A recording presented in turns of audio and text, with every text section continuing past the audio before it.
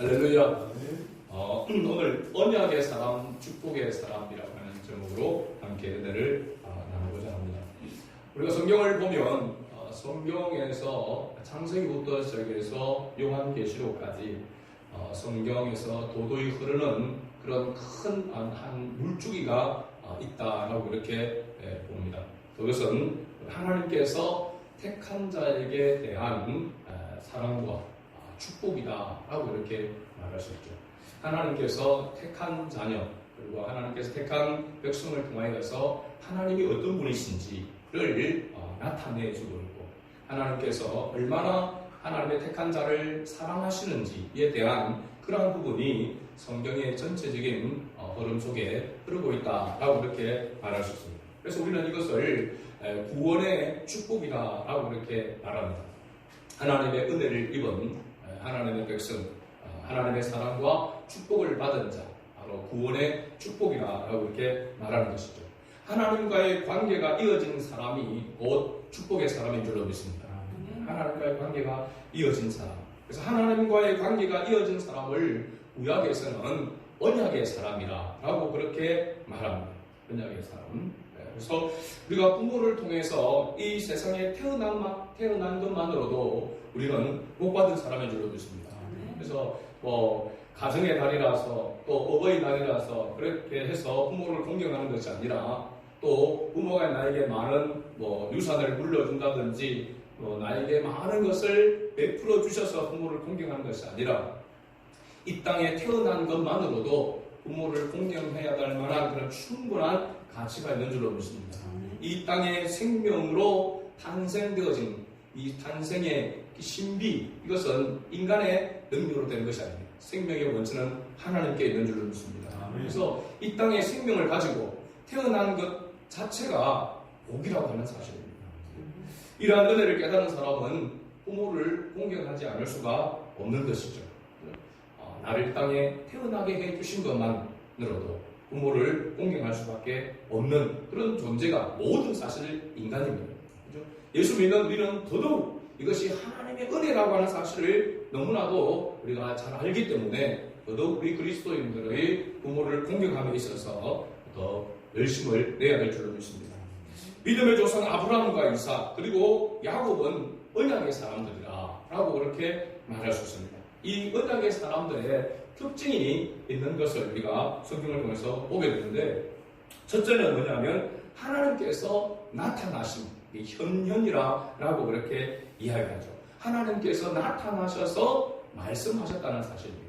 하나님께서 내가 하나님을 원해서 하나님이 나타나는 것이 아니라 하나님께서 그냥 찾아오셔서 나에게 말씀해 주셨다라고 하는 그런 특징이 있습니다. 그래서 하나님께서 나타나셔서 이 세상 만물의 창조주이시고 또 주인이심을, 만물의 주인이심을 말하면서 그 하나님과 언약의 관계를 맺은 것이 바로 언약의 사람들의 특징입니다.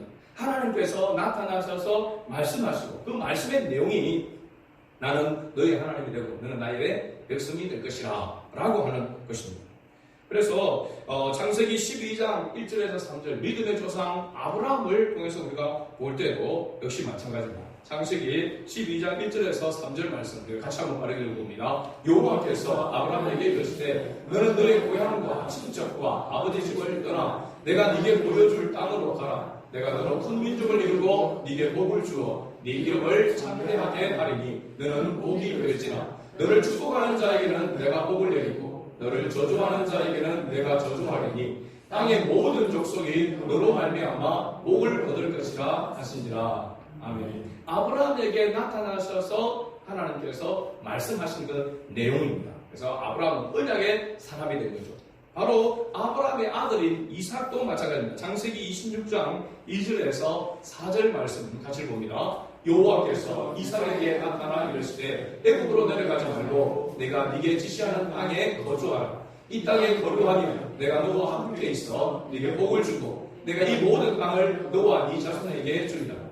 내가 네 아버지 아브라함에게 맹세한 것을 이루어 네 자손을 하늘의 별과 같이 번성하게 하며 이 모든 땅을 네 자손에게 해주리니 네 자손으로 말미암아 천하 만민이 복을 받으리라. 아멘.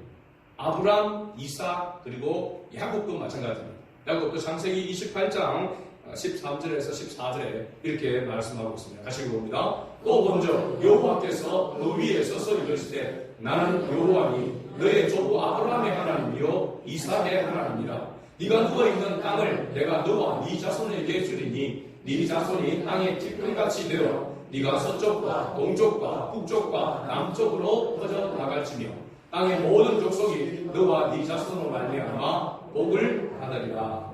아멘. 아브라함, 이삭, 야곱에게 하나님께서 동일하게 나타나셔서 말씀하신 언약하신 그 내용입니다.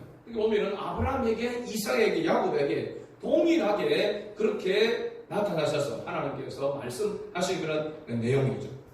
여러분, 이 아브라함, 이삭, 야곱은 언약의 사람이 아니라 오늘 우리가 그리스도 안에서 언약의 사람이 될 줄로 믿습니다.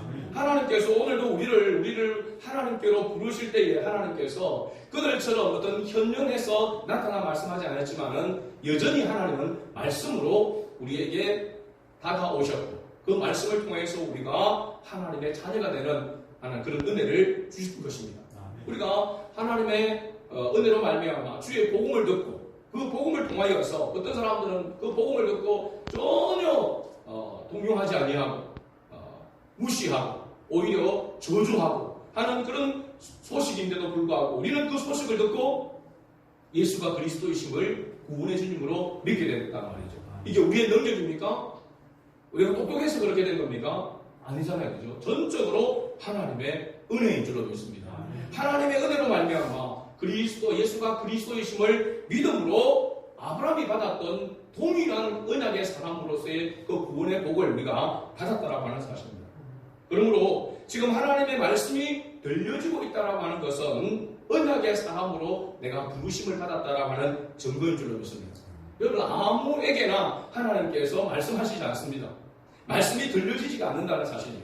말씀이 들려지는 이 자리에 여기를 사모하고 나온다는 것 자체가 하나님께서 우리를 부르셨다라고 하는 것이고 하나님께서 우리를 택하셨다라고 하는 그런 하나의 증거가 되는 줄로 믿습니다.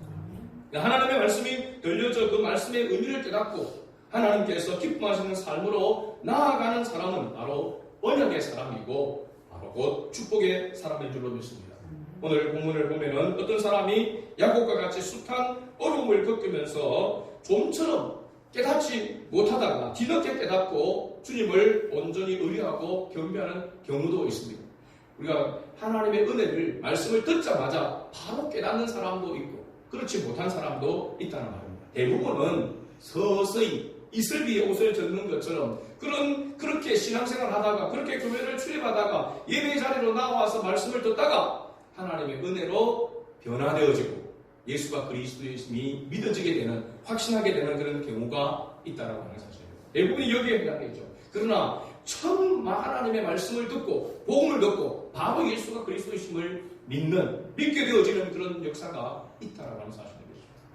대부분 이런 사람들은 이런 은혜를 받은 사람들은 하나님 앞에 헌신하게 되는 그 헌신의 용도가 남다르다고 하는 것을 알 수가 있습니다. 하나님께서 강건적으로 나타나셔서 말씀하시고 깨닫게 하시고 예수가 그리스도이심이 믿어지게 하시고 인생의 주인이 하나님이심을 알게 되어지고 그래서 삶의 가치관이 바뀌어지게 되는 그런 역사가 일어나게 될 때에 주님 앞에 올인하여 헌신하지 않을 수가 없게 되는 것입니다. 이렇든 저렇든 어떤 경우든 간에 하나님의 말씀이 들려진다라고 하는 것은 바로 언약의 사람, 축복의 사람임을 확신하게 되는 그런 증거라고 하는 사실입니다. 오늘 우리가 창세기 48장에서 앞서 야곱이 애굽의 고센 땅으로 내려와서 바로 왕 앞에 서서 축복한 그러한 이 일 이후의 내용이 오늘 48장에 기록되어져 있습니다. 지난주 설교 제목이 뭐였죠? 바로 앞에 서다. 기억이 안 나는 게 뭐 당연합니다. 지난주 바로 앞에 서다 했는데도 바로 잊어버리잖아요. 그래서 바로 왕 앞에 서다라고 하는 그런 제목으로 말씀을 우리가 나누었습니다. 그 바로 왕 앞에 서서 정말로 어떻게 보면 인생의 실패자와 같은 그런 야곱이 오히려 당대의 가장 강력한 제국인 애굽의 왕을 앞에 두고 축복했다라고 하는 사실. 그것은 하나님의 강권적인 은혜가 없이는, 또 하나님에 대한 그런 함께하는 확신이 없이는 불가능한 그런 이유죠. 이 일이 있은 이후에 바로 내용입니다. 48장에 보니까 요셉은 자기 아버지 야곱이 병들었다는 소식을 듣고 있습니다. 야곱과 요셉이 지금 살고 있는 지역이 같은 지역일까요? 떨어져 있는 지역일까요?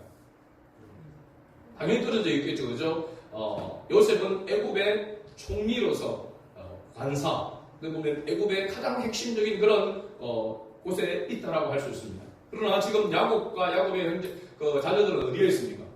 고센 땅에 있습니다. 고센 땅과 이 바로 애굽 왕이 그리고 총리 관사와는 거리가 상당히 있다는 사실입니다. 그럼에도 불구하고 요셉에게 당연히 신하가 있는 것이고 야곱의 그 가족들 가운데서도 아마 요셉이 애굽 사람으로 하여금 종을 크게 붙여준 것 같습니다. 그래서 이게 어떤 사람이라고 이렇게 본문에 나오고 있는 것은 이런 소식들을 주고 전해주는 그런 사람들이라고 할 수 있습니다. 어쨌든 요셉이 아버지 야곱이 병들었다라고 하는 그 소식을 듣고 곧바로 자기 아들 므낫세와 에브라임을 데리고 고센 땅으로 갑니다. 요셉이 얼마나 그 바쁜 그런 업무 가운데 있었겠습니까? 그럼에도 불구하고 아버지가 병들었다는 이야기를 듣고 가는 이 효성이 정말 지극한 그러한 요셉의 모습을 볼 수 있습니다. 이미 요셉이 자신을 찾아온다는 그 소식을 또한 어떤 사람을 통해서 들은 야곱은 병들어가지고 정말로 힘없이 지쳐있는 그 가운데 있는데 아들이 자기를 보러 온다. 애굽의 총리가 된 요셉이 자기를 보러 온다라고 하는 이야기를 들을 때에 그냥 누워있지 않고 힘을 내어서 침상에 앉아서 요셉을 맞이했다 라고 그렇게 이야기합니다. 그렇습니다. 그죠? 시골이나 나이 연로하신 그런 부모님들이 오랜만에 자녀들이 온다라고 한다면은 좀 힘없이 이렇게 계시다가도 온다는 그 소식에 막 이렇게 들떠서 힘을 내는 그런 모습과 같다라고 할 수 있습니다. 먼저 자신이 이 야곱에게 찾아온 요셉에게 야곱이 이렇게 이야기합니다. 이전에 가나안 땅 루스에서, 루스는 다른 이름이 뭐였죠? 베델이었습니다. 베델이죠. 베델에서 하나님이 자기에게 나타나셔서 복 주셨다라고 하는 것을 말합니다. 야곱이 하나님께서 자기에게 나타나셔서 말씀하신 것을 뭐라고 이야기하냐면 복이라고 이야기하고 있습니다. 근데 요셉과 야곱이 이 내용을 우리가 쭉 보면은 요셉과 야곱이 서로 영적인 그런 교감이 이루어지고 있다라고 하는 것을 알 수 있습니다. 한 곳을 바라보고 있다라고 하는 것도 알 수가 있습니다. 그건 뭐냐면 야곱이나 요셉이나 동일하게 자기 이야기와 자기 살아온 것을 이야기할 때에 그 자기의 삶의 주권자가 누구인가라고 하는 것을 말합니다. 오늘 본문에도 말하고 있습니다.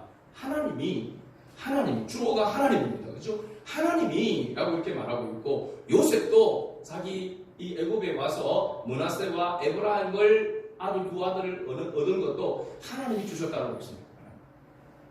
그러니까 서로 어떻게 보면 영적인 그런 교감이 이루어지고 있다고 하는 것을 알 수 있습니다.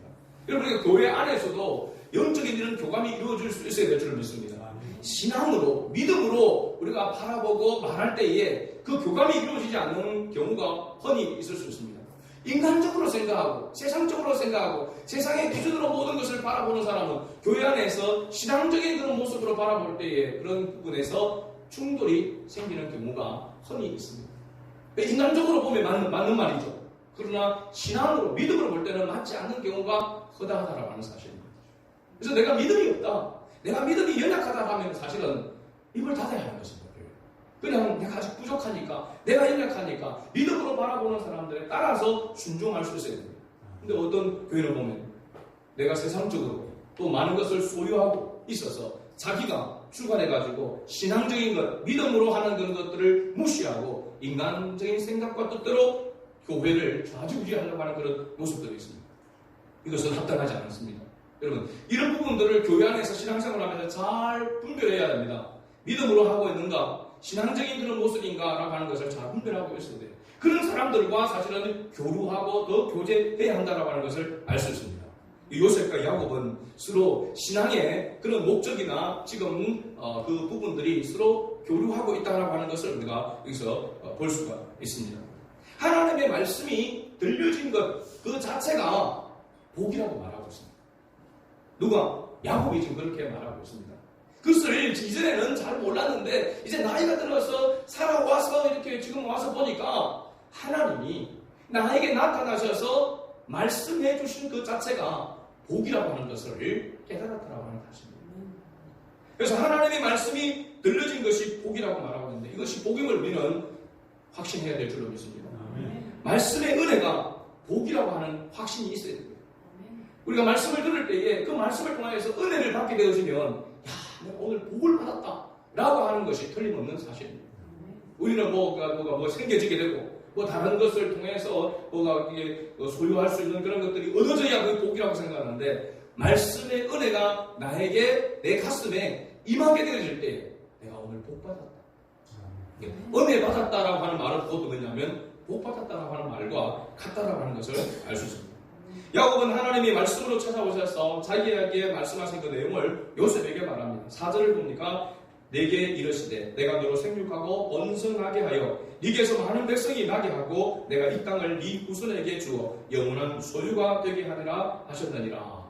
그러면서 야곱은 요셉에게 이렇게 말합니다. 5절까지 봅니다. 내가 애굽으로 와서 네게 이르기 전에 애굽에서 네가 낳은 두 아들 에브라임과 므낫세는 내 것이라. 르우벤과 시므온처럼 내 것이 될 것이요. 여기 보면 야곱이 요셉의 두 아들 므낫세와 에브라임에 대하여서 누구와 동급이라고 이야기하고 있습니다. 르우벤과 시므온과 같이 내 것이 될 것이요 라고 그렇게 말합니다. 이 말을 요셉에게 하기 위해서 야곱은 사실 앞에 자신에게 나타나신 그 하나님에 대하여서 언급을 하였습니다. 요셉이 애굽에서 바로 왕으로부터 애굽의 제사장 총리가 되어졌을 때에 애굽 왕 바로가 요셉에게 애굽의 그 나라의 제사장 보디베라의 딸 아스낫을 요셉에게 주었습니다. 성경이 그렇게 기록하고 있습니다. 그러면 여러분 애굽의 제사장인 같으면 하나님과 전혀 상관이 없는 사람입니다.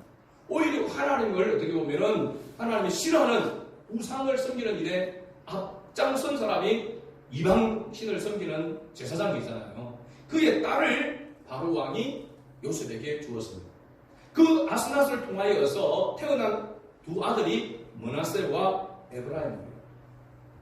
자, 그렇다면 요셉은 지금 하나님께서 자기가 애굽으로 팔려오게 되어지고 그 애굽에서도 가진 고난을 겪으면서 하나님께서 애굽의 총리로 자기를 세워주시고 그래서 자기의 아버지의 가족들, 형제들을 그 민족, 그 가족들을 구원하기 위함이라고 하는 사실을 하나님께서 그렇게 하셨다라고 하는 것을 요셉이 깨닫고 있잖아요. 그죠? 그래서 형들도 용서하게 되어지고 아버지도 그 기근 가운데서도 그 가족들을 다 고센 땅으로 데려오게 된 것입니다.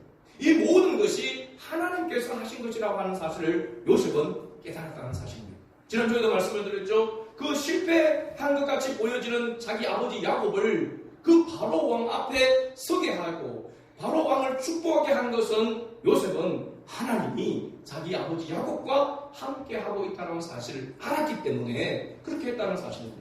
믿음으로 한 것입니다. 이런 요셉의 마음속에 하나의 어떤 응어리와 같은 그런 부분이 바로 뭘까요? 자기 아들들입니다. 자기 아들들이 자기 아들로 태어났지만 자기 그 아내가 이방 여인이라는 사실. 이방 여인의 피와 함께 태어난 두 아들입니다. 그럼 이들이 과연 언약의 사람들로 자기와 같이 세워질 것인가에 대한 고민이 갈등이 분명하게 있었을 것입니다. 그런데 야곱이 이들을 불러서 이야기합니다. 그죠? 어떻게 보면 요셉에 있어서의 그 응어리를 한 방에 풀어주는 바로 모습이 여기 있는 것입니다. 므낫세와 에브라임은 내 것이 될 것이다. 동일하게 르우벤과 시므온, 레위, 유다 이런 아들들과 동일하게 므낫세와 에브라임이 내 것이 될 것이다. 그러니까 언약의 사람으로 세워지게 될 것이다 라고 그렇게 말한 것입니다. 굉장히 이것은 중요한 그런 부분이죠. 하나님의 언약의 사람이 된다는 것이 얼마나 큰 축복이며 하나님은 언약의 백성을 통하여 이 세상을 이끌어 가신다는 것을 요셉이 너무나도 잘 알고 있었기 때문에 이 고민 속에서 해결되어진다라고 말할 수 있습니다. 자, 그런데 놀라운 것은 앞에서도 잠깐 언급했지만 이 므낫세와 에브라임이 르우벤과 시몬과 같이 같은 동급으로 이렇게 이야기한다면 그러면 요셉은 누구와 동급이 된 겁니까? 자기 아버지 야곱과 동급이 된다라고, 같은 레벨이 된다라고 하는 것을 말하고 있습니다. 그만큼 요셉의 위상이 크다라고 하는 것을 말하고 있죠. 6절에 보면 야곱이 요셉에게 이렇게 말합니다. 이들 후에 네 소생은 네 것이 될 것이며 그들의 유산은 그들의 형의 이름으로 함께 하더니라. 자, 앞에서 우리가 요셉의 가족을 제외한 70명이 애굽으로 내려왔다고 했습니다. 그런데 요셉의 그 당시 가족은 몇 명이었습니까? 4명만 언급되어 있습니다. 그렇죠? 므낫세와 에브라임, 그 다음에 아스나, 요셉과 이 4명이잖아요. 그런데 성경은 사도행전에서 75명이라고 했습니다. 그래서 언급되지 않은, 성경에 언급되지 않은 요셉의 자녀가 더 있었을 것이다라고 추측을 했잖아요. 바로 그 내용입니다. 이들 후에 네 소생은 네 것이 될 것이며, 그렇게 야곱이 이야기를 하고 있는 것입니다. 그리고 야곱은 자신이 가장 사랑했던 아내 라헬의 죽음과 매장지에 대해서 요셉에게 언급을 합니다. 그런 다음 요셉과 함께 있던 두 아들 므낫세와 에브라임을 보고 이들은 누구냐라고 했습니다. 이들은 누구냐? 지금 요셉과 함께 왔는데도 불구하고 므낫세와 에브라임을 이야기하면서 르우벤과 시몬과 같은 것이 될 것이다, 내 것이 될 것이라고 이야기를 했는데 지금 있는 자기 눈앞에 있는 이 어떻게 보면 손자들을 보지를 못하고 있는 겁니다. 그렇죠? 그리고 보니까 10절에 보니까 야곱은 눈이 나이로 말미암아 어두워서 보지 못하더라 라고 이렇게 말합니다.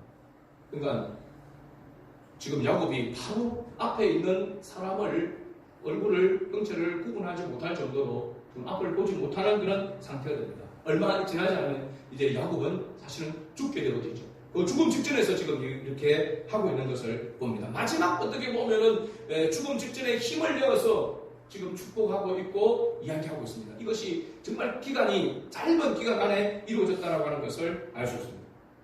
자, 이런 와중에도 야곱은 요셉의 두 아들 므낫세와 에브라임에게 축복합니다. 야곱이 언약의 사람이 된 요셉의 두 아들 므낫세와 에브라임에게 축복하는 장면이 나오는데 이것도 참 의미심장한 그런 장면입니다.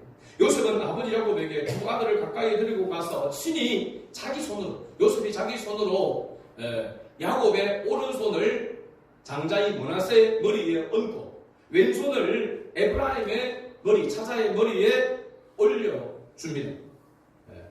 그런데 그 가운데서 기도를 하고 있습니다. 근데 요셉이 왜 야곱의 오른손에 장자인 므낫세의 머리에 손을 올렸는가? 이 오른손이라고 하는 상징하는 의미가 있기 때문에 그렇습니다. 오른손은 바로 권위와 능력과 권세를 상징하고 있습니다. 오른손은 힘을 이야기하고 있죠. 내 오른손은 너를 붙들리라 라고 하는 것은 오른손이 내 우선이 있다, 능력이 있다, 힘이 있다라고 하는 것을 말하고 있죠. 그 힘과 권위와 권세가 장자인 므낫세에게 임하기를 요셉은 원했다라고 하는 사실입니다. 그런데 우리가 잘 알겠지만은 야곱은 손을 어긋맞았습니다.